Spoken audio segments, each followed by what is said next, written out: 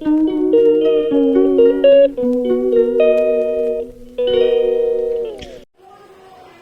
বন্ধুরা, আজকে আমরা নতুন একটা ব্লগ নিয়ে আসছি। অনেকদিন পরেই আমি আমার এই ব্লগটা নিয়ে এলাম, কারণ মাঝখানে কিছু কাজকর্ম বা কিছু ব্যবস্থার কারণে আমার ব্লগগুলো করতে দেরি হয়েছে, ব্লগ করতে বা আমি করিনি, ব্লগ দিতে পারিনি।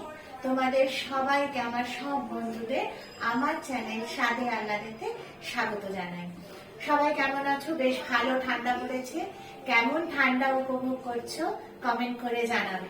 আমরা তো খুব ভালো ঠান্ডা উপভোগ করছি, কিন্তু আবার একটু একটু অসুস্থ হয়ে পড়েছিলাম এই হঠাৎ করে ঠান্ডা পড়াতে। চলো, আজকে আমি তোমাদের জন্য একটা বিশেষ রেসিপি নিয়ে এসেছি। জানি এটা সবাই জানো, সবাই ভালোবাসে। এই সময় পুঁই শাক খুব ভালো হয় এবং পুঁই শাকে বেশ ছোট ছোট মিটুলি বা পুঁই শাকের বীজ আসতে শুরু করে। পুঁই শাকের দানা ভাজা খেতে সবাই ভালোবাসো, আমি জানি। আজকে আমি পুঁই শাকের কাঁচা দানাগুলো কিভাবে ভেজে ভাতের সাথে খাওয়া যায় সেই রেসিপি তোমাদের কাছে শেয়ার করব বলে এসেছি। চলো আমি তোমাদের দেখিয়ে দিই পুঁই মিটুলি ভাজা করতে কি কি লাগছে।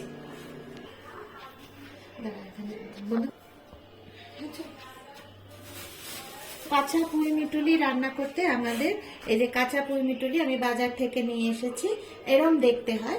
আমি এগুলোকে ছোট ছোট করে কেটে নিয়েছি এবং দানাগুলো এই ডাটার থেকে ছাড়িয়ে নিয়েছি। নেওয়াতে এই যে এইরকম হয়েছে, দেখো ডানাগুলো ছেড়ে গেছে আর ডাটাগুলো এরকম ছোট ছোট করে আমি নরম ডাটা খুব আমি ছোট ছোট এরকম ভাবে কুচিয়ে নিয়েছি। এই হচ্ছে পুঁই মিটুলি। আমি এগুলোকে ভালো করে জলে ধুয়ে নেব। তাছাড়া আমার লাগছে একটা পেঁয়াজ, কয়েকটা কাঁচা লঙ্কা, কালো জিরে, নুন, হলুদ আর একটু তোমরা চাইলে একটু ধনে জিরের গুঁড়ো দিয়ে ভাজতে পারো। আমি কিছু দিই না, শুধু নুন, হলুদ, পেঁয়াজ, কাঁচা লঙ্কা আর কালো জিরে এই দিয়েই আমি ভাজি, আর কিছু ভাজি না। চলো তাহলে আমি এগুলো রেডি করে পেঁয়াজ কুচি করে নিয়ে তোমাদের সামনে আবার আসছি। দেখো আমার তেল গরম হয়ে গেছে। আমি এর মধ্যে এখন দিয়ে দেবো একটা শুকনো লঙ্কাকে আমি ভেঙে এর মধ্যে দিয়ে দিলাম। এবার আমি দিয়ে দেবো দুটো কাঁচা লঙ্কা কুচি আর দেবো 1 চামচ কালো জিরে। কালো জিরেটা একটু ভালো হলে ভাজা হলে পেঁয়াজটা আমি এর মধ্যে ছেড়ে দিলাম।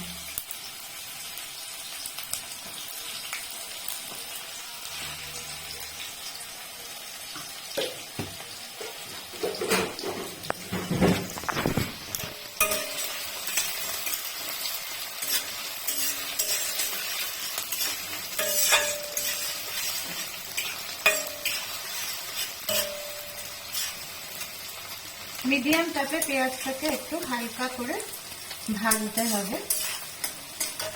যেই হালকা করে পেঁয়াজটা একটু হালকা লাল লাল ভাজা হবে তখন আমি এর মধ্যে পুঁই মিটুলিটা দিয়ে দেব।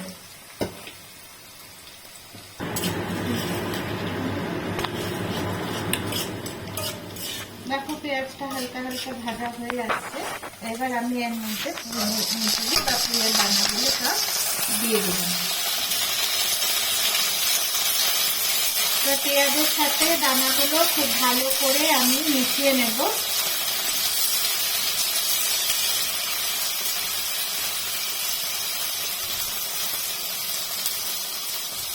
নিয়ে এর মধ্যে আমি নুন আর হলুদ দিয়ে দেব।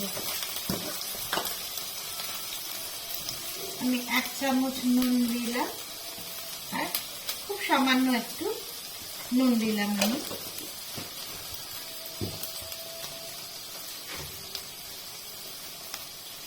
এই ছোট চামচের 1 চামচ হলুদ দিলাম আর ছোট চামচের 1 চামচ লঙ্কার গুঁড়ো দিলাম। এবার আমি এটাকে এই কম আঁচে কম তাপে খালি নেড়ে নেড়ে ভাজতে থাকবো। ভাজা হতে হতে পুঁই মিটুলিটার রংটা একটু পাল্টে যাবে আর ডাটাগুলো আরো নরম হয়ে যাবে। ডাটাগুলো একটু নরম হয়ে যাবে, পুরমিটুলিও নরম হয়ে যাবে। ভাজলে এটার রং, চেহারা, টেক্সচার সবটাই একটুখানি অন্যরকম হবে। তখন আমরা এটা নামিয়ে নেব। চলো আমি এটাকে এবার একটু কম তাপ করে ঢেকে দেব, আর এটা ভাজা হতে থাকবে। এটা ভাজা হচ্ছে এরকম ভাবে। এবার আমি ঢাকাটা খুলে দেবো, দিয়ে আমি এটাকে এইভাবে নাড়িয়ে চালিয়ে ভাজবো।